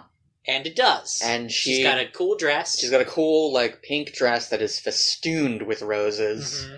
Her hair is the same this time. Her hair is the same, She does have a parasol. She has a parasol. Love a parasol. Luna is upset about this for some reason. Usagi clearly does not have perfectly pure intent. No. But also, Luna... This is a good idea. This is what she should do. This is literally what you're supposed to use the pen for. Luna's like, don't use it for personal reasons, and Usagi says, no, I'm gonna use this to get into the embassy because we need to. And, she is being coy and also just really wants to go to the embassy because it's a cool party she wants to go to. Right. But again, it's just what she should do. It's what she can get closer to the Princess Diamond. Uh-huh. The Princess Diamond. That's a different thing. And, Luna is sort of unreasonable in this scene. Yeah. But then we cut. We see a castle. We see a castle. We can go ahead and preface that this is a dream sequence. This is a dream sequence. We see a castle in a foggy void. The castle is in sort of silhouette. We see on a balcony on the castle, we see a woman in silhouette who is calling out to Tuxedo Mask. Yes. Not by name, but we see Tuxedo Mask. We do see Tuxedo Mask. In front of the castle. Yes.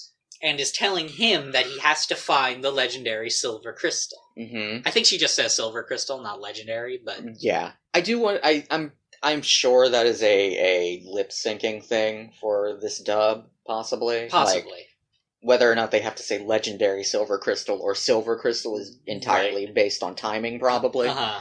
And Mamoru's like, hey, what do you mean? What's that? What, huh? And then he wakes up. He was having a dream. Uh-huh. It's unclear at this point how much Mamoru actually knows about, because, it was definitely implied last time Mamoru doesn't know that he's about Tuxedo Mask.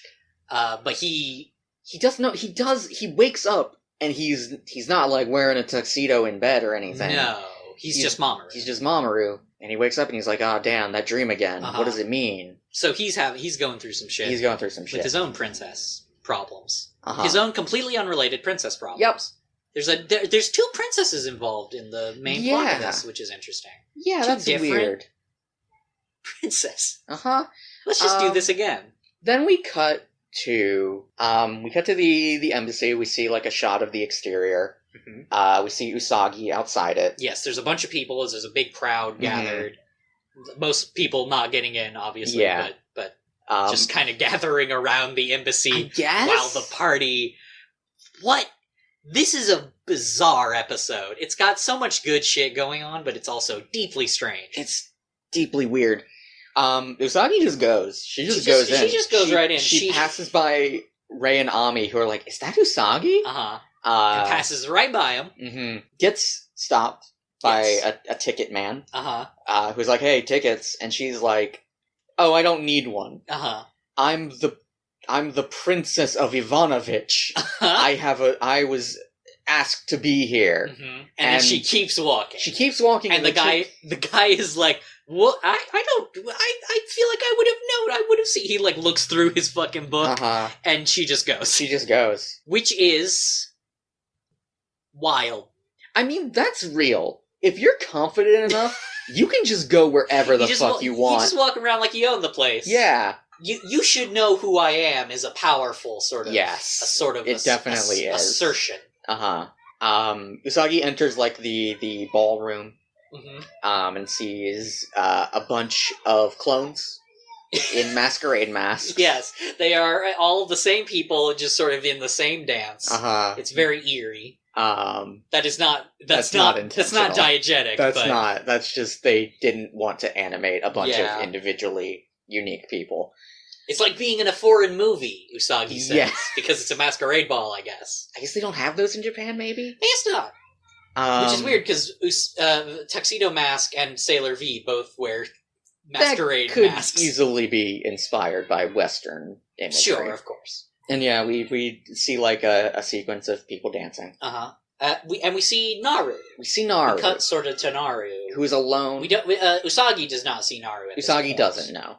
Naru is alone and without a mask. Yes, which is weird. I don't think she ever puts one on. We see Usagi's dad later too, and he also doesn't have a mask. Yeah, Usagi also doesn't have a mask either.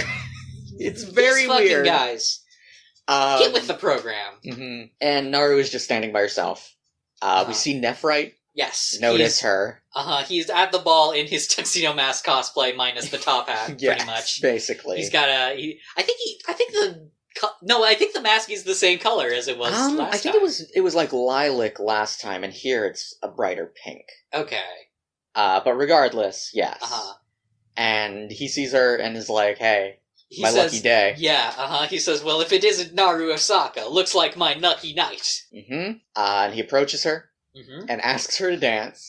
And at first she is very confused. Yes. Even though these masquerade masks do not hide anything. Yeah, almost the same amount of thing that was hidden by the Tuxedo Mask, which she saw through. I should point out, we get a lot of close-ups on these masks. Yes. And they have, like, lenses. Yeah, it's very strange. Which is weird. That's not a thing they're supposed... These are all plastic fucking 3D glasses. There's going to be a movie showing later. They're going to watch Spy Kids 3D.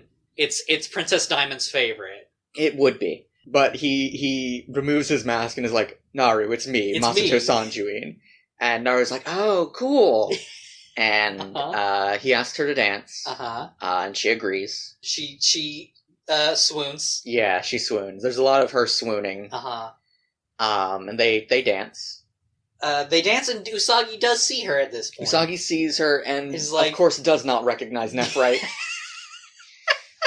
She's like, oh, Naru, I'm glad she got a dance. Or, I'm jealous she got a dance. His hair is still the same, for the record, people. His hair is still the same. His hair, no one's like him. No one's like him. He's like 6'6". And his hair is like 6'5". Yeah, you're not wrong. But yeah, Usagi is jealous of Naru and starts, like, wandering around, I guess, and bumps Yes. into some ladies who spill their wine on her. Yeah. And don't apologize, they just keep going. Yeah. We see her dad also, but he doesn't recognize her.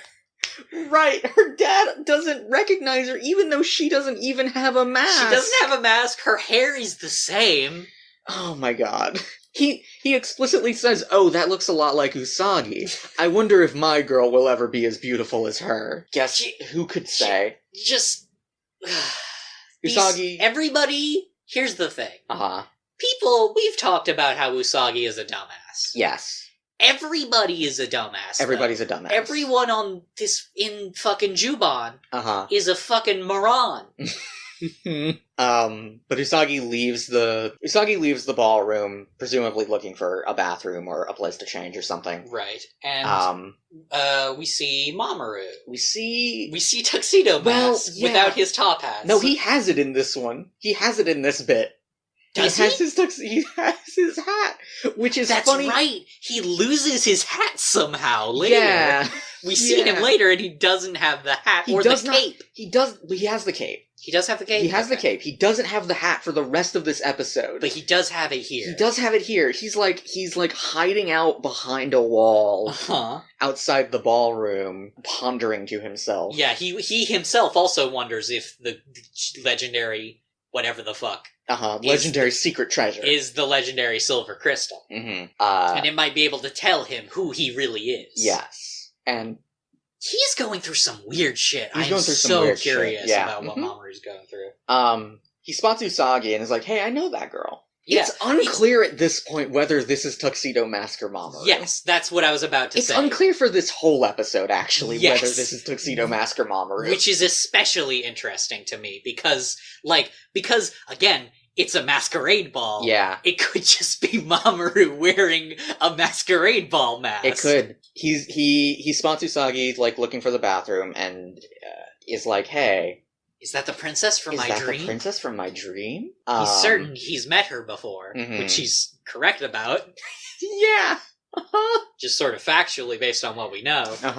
And then we cut back to the ballroom. Yes. Where Naru and Nephrite are... We cut to, a balcony. Oh, that's right. Outside the ballroom. Yes. Naru and Nephrite are, hanging out. Naru's still pretty swoony. Yeah. That's a bad word. I don't like it. Swoony. Swoony. Ugh. And she's thinking to herself. She's like, "Hey, I guess Mr. Sanjuin isn't so bad after all." Yeah. It's so sad. I hope this moment never ends. Yeah. She says, "I don't care what happens after this." And Nephrite says... Yeah, you go. Nephrite says Naru sparkles like a star gleaming in the sky, and asks her to look at him. And she does, and he does a thing. He does a thing here. Which, now, I'm going to tell you how I interpreted this event. I thought he was summoning a monster into Naru. Yeah, it's weird. It's got a similar effect with the shadow sort of thing. But there's some things people say later that make me think that's strange. Yeah. He does something too. He fucks with her brain. Like a black shadow emerges from behind him. With a face. And then, possesses her. And she turns purple. She turns purple. And evil. She does turn purple and evil. And Nephrite says, "Naru Osaka, now you will do whatever I say." Yes. And then there's a shot of him with a bad smile. Looking like a real creep. And then we hit commercial break. To commercial. And I learn about the World Wildlife Fund. Oh. How many pandas in that? None. No pandas. No pandas, only ducks. Only ducks? Yeah. That's not wild. I want you to consider how many types of ducks there are in the world. Just ducks. Okay. You're wrong, but okay. Just ducks. Okay. We come back from commercial. We come back to the ballroom. People are still dancing. Usagi is sulking on the outside of the room because she's all alone. Because she says, "I finally got to become a princess, but what's the point? It's no fun if I'm all by myself." And now, Tuxedo Mask. Tuxedo Mask without his hat. Without his hat. I want to be clear. We have no idea where his hat goes. We have no idea. Can we consider, is he the kind of asshole who would just have a collapsing top hat? Absolutely. A collapsing magician's top hat. Absolutely. That he has just... 100%. He has just stashed in... You know what we also need to talk about? Uh-huh. If this is Mamoru... Yes. Does he have constant access to the Tuxedo Mask costume? And if so, where is it? Yeah. Where does he keep it? Because when he got shot full of colorful lightning... He just was... He transformed. He transformed. Unclear where... Does he have a brooch? He could... okay. That specific sequence was definitely a transformation. Right. He didn't pull it out of a pocket or anything. Right. I don't know if he... I don't know. I don't know anything about what's going on with him in this episode. Okay. Because there's things that happen later that make this more confusing. Okay. Tuxedo Mask's here, or Mamoru. We'll say Tuxedo Mask because that's what Usagi recognizes him as. And she is more than happy to dance. Yeah. As he offers to dance. Mm-hmm. And they dance. And something weird. Usagi senses something, which is not a thing she usually does. No. About anything, in any sort of sense of the word sense. She says, I feel as if Tuxedo Mask and I danced together a long time ago. Yeah. Which... How could they? How could they have? How could they have done that? That's weird. That's weird. Hey, we didn't mention that, this is totally irrelevant, but we didn't mention earlier that the silhouetted princess in Mamoru's dream has buns. Yeah, no, that's just a popular hairstyle. And then like the long bits. Yeah, that's also popular. That's less popular, but it happens. Right. I don't know why I thought to bring that. It's not relevant. We see Naru, purple Naru, approaching some security guards. Yeah, who do not question that she is purple. No, well, not yet. Not yet. We'll talk about that. Her delivery of this is so special. Yep. It's so good. It's very... She just says, "Hi, I'm Naru Osaka. I'm friends with Princess Diamond." It's really good. It is extremely what you were saying, just like walk around like you own the place. The guards are like, and they open the door. And we see into Princess Diamond. Right, before they open the door, we see Princess Diamond. In her room. And she is sad that people are only interested in the secret treasure. Mm-hmm. And we see her. She's got like a red dress. A very, what I would call an Anthe-esque dress. That's fair. That's another Udna.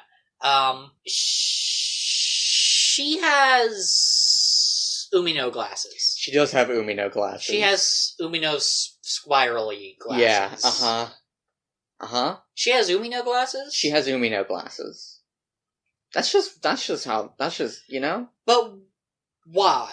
'Cause she said she's not very pretty. But that's the kind of glasses that ugly people wear. I mean, Melvin is ugly on the inside.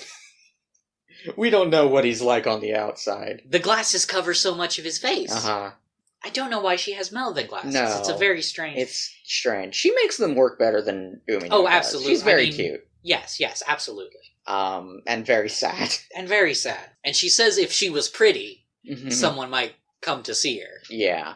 Which is a very sad thing to say. And then the bodyguards enter and they say that someone's here to see her.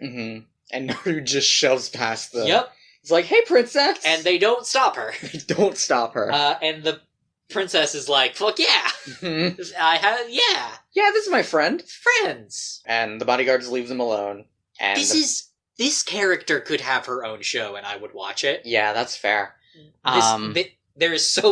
We get so much character for this person I assume we never see again. I don't think we do. From a country that does not exist. The princess approaches Naru and is like, "Hey, so what do you want to talk to me about? You seem fun." And Naru reveals that she's here for the treasure. And then the ghost thing, shadow monster, emerges from Naru and possesses Princess Diamond. Naru collapses. Hey, this is this. We'll get to that. Okay. The princess grabs the treasure Mm-hmm. from it's in a box, Mm-hmm. and she just runs out. Well, the guards open the door and are like, "Hey, princess, we heard a commotion. What's wrong?" Yeah. And she, like, barrels past them, is like, "Get out of the way!" And keeps going. And as she's running away, one of the guards is like, "Did she look purple?" Which, did they notice that Naru was purple? Mm. An alarm goes off. Yeah, I only know it's an alarm because when I was watching the episode to take notes, the subtitles said alarm bells. Oh. Oh, this is like bells. Yeah, I put the subtitles on to make sure I didn't get any spelling wrong or anything. Which causes a stir at the ballroom. Luna's here, I guess. Cats have a stealth bonus. Yeah, that's true. You're not wrong. And she approaches Usagi and tells her that Princess Diamond took the treasure and ran up to the balcony. Yeah. Don't know how she knows that. Unsure. But we cut there, pretty much, to her on the balcony, and we see Nephrite outside the embassy. He has his arms outstretched for the princess to throw him the treasure. This is a foolproof plan. It's foolproof. It's so good. Nephrite,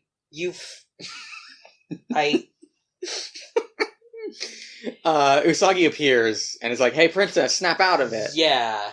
But the princess pushes Usagi towards the balcony. Yeah, and she falls over the railing. But Tuxedo Mask appears. As he is wanted, because this is where they made their mistake, really. This is where the Dark Kingdom, like Nephrite, really made the mistake, which is using a balcony, which is Tuxedo Mask's natural environment. It absolutely is. You're completely right. They let him into his zone.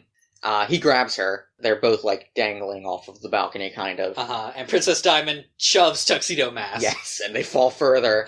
We see Ami and Ray in the crowd with a ruckus going on, so they realize that something weird's happening. Yeah. Nephrite taunts Tuxedo Mask. Yes. But is attacked with Fire Soul. Before he can attack Tuxedo Mask himself. Yeah. And Ray... I don't know... It's clear... Nephrite obviously recognizes Tuxedo Mask, but I believe Tuxedo Mask also recognizes Nephrite at this point. Okay. So probably this is Tuxedo Mask and not Mamoru? Probably. Again, it depends on how much Mamoru knows about what's happening. We don't know how much Mamoru knows at this point. Nephrite gets Fire Souled. Ray and Ami are here. They're already transformed. Don't know where they found the time to do that. It doesn't take that long. It doesn't take that long, but it takes an entire sequence, and also they were in a massive fucking crowd. That's fair. Ray says that there's no way she'll let Nephrite harm Tuxedo Mask. No mention of her good friend Usagi. No mention of Usagi whatsoever. But Usagi's arm starts slipping, like, it's slipping in her glove. Like, Tuxedo Mask is holding the glove, and Usagi's arm starts sliding out of it. Yeah. And she's about to fall... And Tuxedo Mask leaps after her, and they are both falling, which is a bad plan on Tuxedo Mask's part, really. Listen, adrenaline makes you do a lot of stuff. That's fair. That's valid. And Luna... Yeah, Luna throws Usagi the parasol, which they use to Princess Peach glide down to the ground safely. Yes. Because physics. Listen. It's a cartoon. It's a cartoon. It's fine. Listen, parasols are for that. Yeah, that's what parasols... That's what they were invented for. Yes. Nephrite is like, well, I'm not having any of this shit, and fucking leaves. And Tuxedo Mask, when he gets to the ground, tries to chase after him. Right. But Ami stops him. Right. And is like, hey, what the fuck's your deal?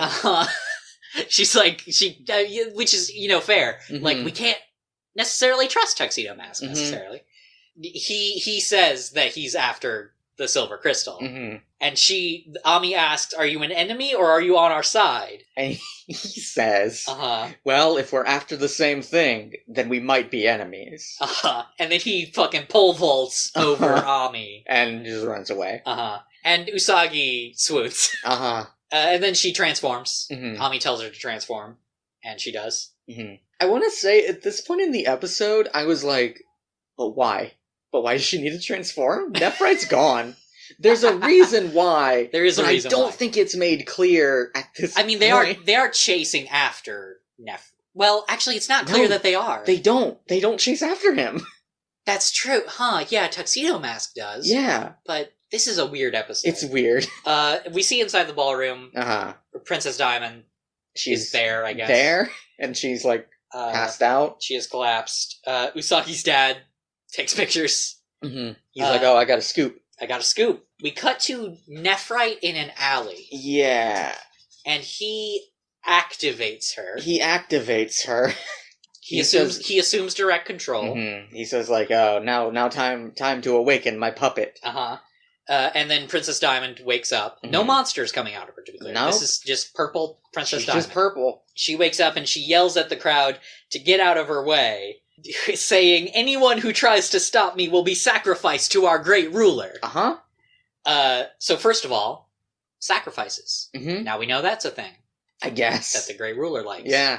I guess we always kind of knew that. I guess that's what the energy gathering sort of is, yeah. You know? And then she knocks everybody out with sort of black mist, as Sailor Moon villains are wont to do. Yep.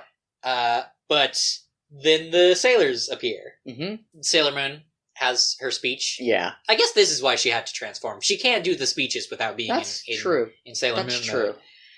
I don't think it was made clear that before now that they were going after Princess Diamond was still a threat. Right, yeah. And she said, Usagi, Sailor Moon, rather, says, I'm telling you right now, you're going to pay, you evil monster, for possessing the soul of the pure-hearted Princess Diamond. Mm-hmm. And then the princess says that the silver crystal is hers. Mm-hmm. And Luna notices that and is like, hey, what? Hey, Luna will remember that. And then Rei exorcises the spirit from Princess Diamond. Mm-hmm. She does the spirit paper thing. Right. And it immediately just goes. Princess Diamond is not in the game anymore. And then we see this black miasma, this shadow monster, emerge from her. Right. And we see a red, angry-looking face. Mm-hmm. And the sailors are like, it's Nephrite. Yeah. And it's not. It is. It has his hair. It has black miasma surrounding it. It has his, like, hairline. I guess. It's got a big, weird, red, creepy clown face. Like... It's not a clown face. It's weird and deformed. And it's not him. It's not... They wouldn't. They would. They would not recognize. Okay. Did you? I did. It looks like Nephrite. It looks like Nephrite to me. It looks undeniably Nephrite-esque to you. You're weird. Okay. But yeah, they notice that it's Nephrite. I guess. And he shoots dark magic shit at them. Yeah. I'm unsure how to describe what happens here. They struggle to move. He kind of does like a fucking vortex-y kind of... Yeah. Like the smoke monster from Lost type deal. Sure. And Ami is like, hey, I got a plan. She has a genius plan. Mm-hmm. She uses bubble spray. Yes. Which does it. That does it. That works. That works. That did fix the problem. I'm unsure how to describe what it does. Yeah, it sure did do it, though. It sure did do it. It sure did. That sure was a plan she had. Mm-hmm. That worked. It worked. She's the smart one. She's a genius. She has an IQ of over 9,000. She has an IQ of over 9,000. And the sailors are free. Then Usagi Muntiara's the Nephrite possession spirit thing that I guess is Nephrite. I'm so unclear. And it dies. It dies. Nephrite doesn't, though. That part is unclear. Like, they say, hey, that's Nephrite. But it's not. It's not him, because we see him in an alley. They run to check on the princess, who has collapsed. She's dropped her glasses, and we see her eyes behind there. She just looks normal. She just has a face. I think so, you mentioned the Umino glasses. Yeah. I believe in the manga, this whole episode is based off of Act 4 of the manga. Okay. When this happens, Rei is like, oh, hey, maybe Umino would be cute without his glasses. But he wouldn't, because as we have established, those are his eyes. Those are his eyes. Yeah, you're right. They aren't her eyes. They aren't Princess her eyes, Diamond's no. eyes. Clearly. Right. But they are Umino's eyes. The girls check on her and are like, hey, are you okay? She has a kind of a Velma moment. Yeah. She can't see without her glasses. Well, before that happens, Luna appears and is like, hey, do you think you could be the Moon Princess? Uh-huh. And she's like, oh, I can't see you without my glasses, hold on. Uh-huh. She puts her glasses on. Luna is like, well, what's up? And she's like, oh my god, a talking cat, and then she falls out. And Luna's like, well, I guess she's not the Moon Princess. Guess she's not. How would that prove? I mean, Usagi didn't pass out when Luna talked. Rei didn't pass out. Ami didn't pass out. They're all tied to the Moon Princess in some way. So clearly people who have some connection there are fine. They're fine with the talking cat. Usagi was not fine. Usagi was fine. She passed out, but it was on her own volition. Usagi... Have you ever heard a cat talk and were forced to immediately go to sleep? Uh-huh. I probably made that exact same joke in that episode. But I don't know if you did, but, it's fine. It's a good joke. For posterity. We get a scene of everyone waking up. Mm-hmm. In the, ballroom. In the ballroom, yeah. Usagi's dad's film has been overexposed and all his pictures are ruined. Which doesn't... The lengths this show will sometimes go to preserve the masquerade that doesn't exist. He took a photo of a knocked out purple princess. That's not a big deal. He didn't get a picture. She is purple. She is purple. That's true. But who are we worried about finding out? I don't know.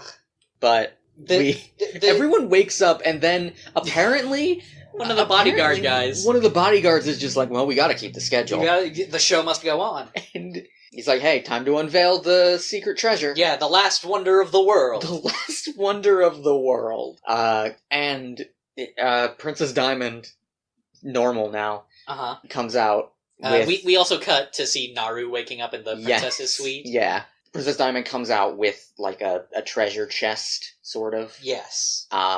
And they unveil the legendary secret treasure, which is how many carats is it? 2,000 carat diamond, cut in the shape of the first Princess Diamond. Okay, so here's the thing I want to point out. I wonder if you're going to point out the thing I want to point out. I don't think Princess Diamond is her name. I think it's a Dread Pirate Robert sitch. This is a title that is passed down. Dog, you know how last names work, right? Yeah, but would she be called Princess Diamond, or would they call her first name? I feel like they would call her first name. People just call the Queen the Queen. That's fair. But, they didn't call Princess Diana Princess whatever the fucking Queen's last name is. Because there were multiple princesses. I guess. What I was gonna point out is that the statue in the diamond shaped like the original Princess Diamond does have the swirly glasses. Oh, does it? Yeah. I couldn't make out any details on it. It is hard but if you look at it in certain shots, it clearly has the glasses. Okay. That's cute. That's fun. We see Nephrite watching. Yes. This. I think on TV or something? I can't remember. No, he's still in the alley. He's still in the alley, somehow watching this. He's like, damn, what a waste of time. Yep. And... Which, yeah. Yeah, kind of. Fair. And we see Ami and Rei and Luna back in the ballroom. And they're like, damn, what a waste of time. Yeah. Luna's like, well, the search for the princess is back to square one. Mm-hmm. And they're like, hey, where'd Usagi go? And we see Usagi... This is an interesting scene. We see Usagi wandering around, looking for a drink. Yes, she's very thirsty. She finds some wine, and is like, hey, this punch looks good. You poor sweet child. Then we have a time cut, and she has clearly drank a lot of the wine. This middle schooler is now drunk. She's like, man, this punch sure is refreshing. And she's drunk. And Mamoru finds her. And takes her out to the balcony. And he starts, monologuing about how he remembers her. And how he thinks he kissed her before. And she is clearly, fading in and out of consciousness. Yeah. And he kisses her.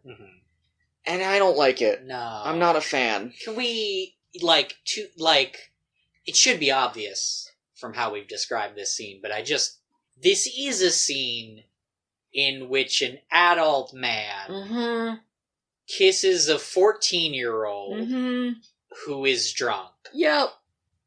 Drunk to the verge of nearly being unconscious. We do hear Usagi's inner monologue, and she's like, oh, this warmth, I felt it before. It doesn't make it better, though. No. It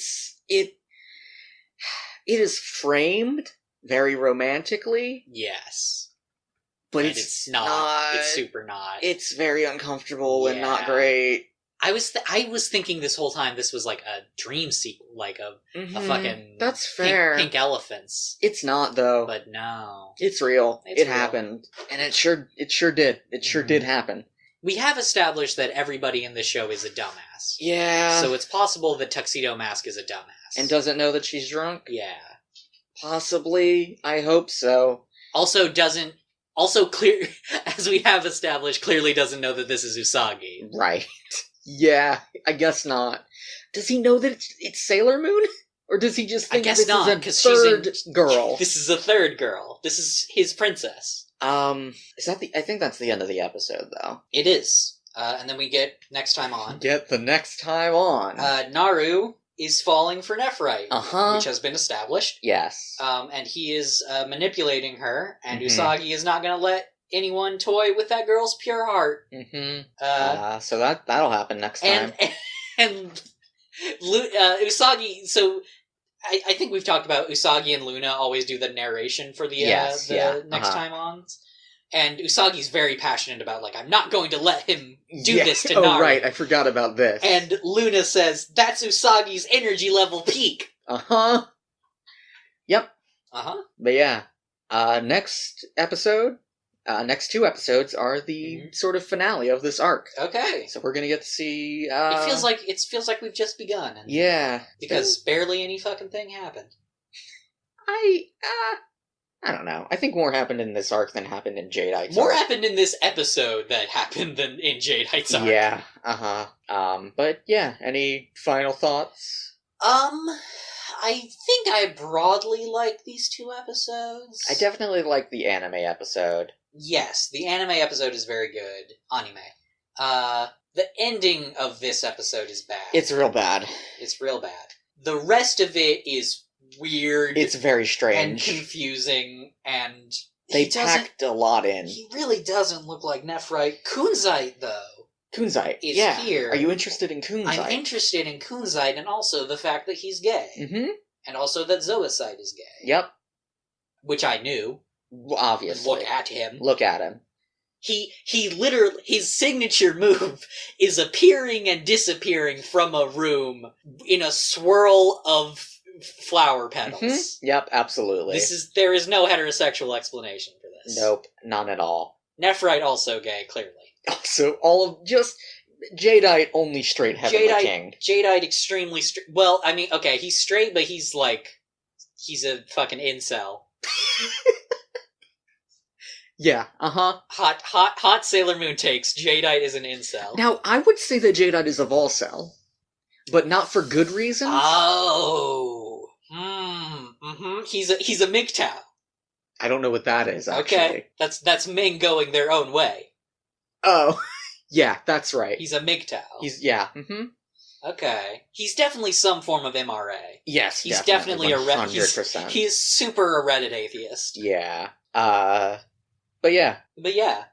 Kunzite. Yeah. Also, hey, Nephrite's super fucked up here, and so I'm really curious what Barrel's gonna do. Also, hey, can I just talk about... Yeah, sure. Nephrite's clearly obsessed with Naru. Yes. At this point, because he got all that energy from her last time. Right, yes. This plan does not involve gathering energy from Naru at all. No. In any form. Nope. I mean, maybe he just saw the opportunity. Like, okay. He still plans to gather Naru's energy, but for now, he was more concerned with the silver crystal. Right. And so he knew Naru was into him, and so he used that. He used it in such a stupid way, though. He definitely did. Think about what Naru does in this episode while under Nephrite's control to get into Princess Diamond's room. Yes. That is literally something Nephrite could have done. He definitely could have. There is no reason for that extra middleman layer. Mm-hmm. Middle Naru. Middle Molly. Middle Molly. I guess? Middle Molly. What the fuck is that? What are you saying? Like middleman. Okay. Molly. Or, sure. Yep. Middle Molly. Yep. I'm accepting it. I feel like you're not. Nope, I definitely am. I feel like you're just humoring me. I'm definitely accepting it. It's good. It's a good joke that you made.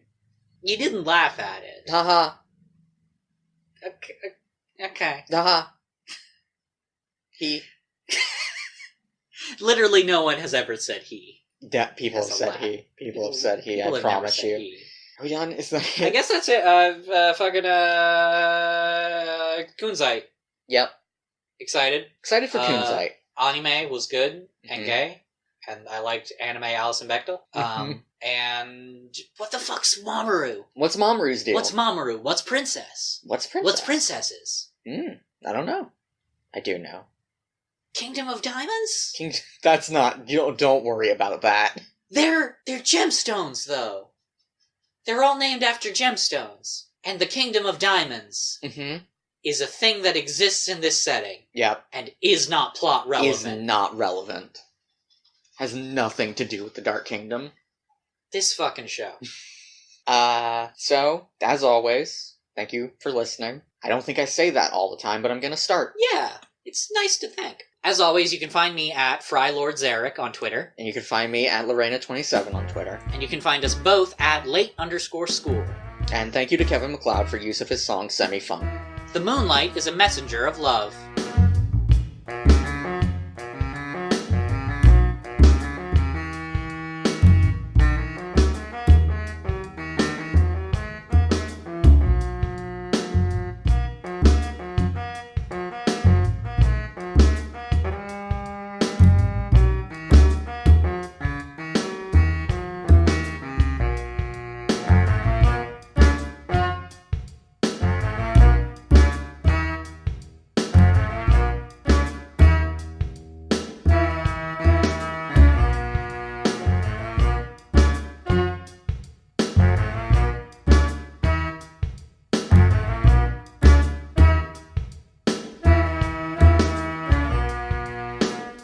Hello. Fuck. Nope. Is that how we do it? You ask, is that how we do it? Literally every time we do it. I at least gave it a shot before asking this time. That's what you do every time. No, it's not. Usually I think about it for a second in silence.